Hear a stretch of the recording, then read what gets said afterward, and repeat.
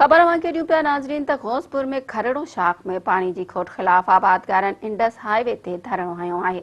उन हवाले सां वधीक तफ़सील ॿुधाए रहियो आहे मराठी जो रिपोर्टर शेर ज़मान बेजाराणी। जी शेर ज़मान, छा अपडेट्स आहिनि?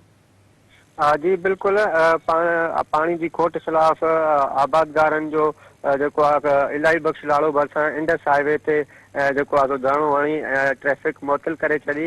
आबादगारनि जेको आहे इंडस हाईवे ते धरणो लॻाए जेको आहे ज़मीननि में पानी जी खोट, सारियालो फसल जेको आहे न थियण ऐं जेको सारियालो ॿिज आहे उन में जेको आहे पाणी न हुजण करे आबादगारनि पंहिंजे हथनि में जेको आहे सारियालो ॿिजो हथनि में खणी एहतजाज कंदे वफ़ाक़ ऐं सूबाई वज़ीर आबपाशी जे सोहेल अनवर सियाल ऐं डिप्टी कमिश्नर खां मुतालबो कंदे चयो त खरड़ो शाख ऐं नसीर शाख में गुज़िरियल केतिरनि ई ॾींहंनि खां पाणी न हुजण करे असांजी ज़मीन बंजर बणिजी आहिनि।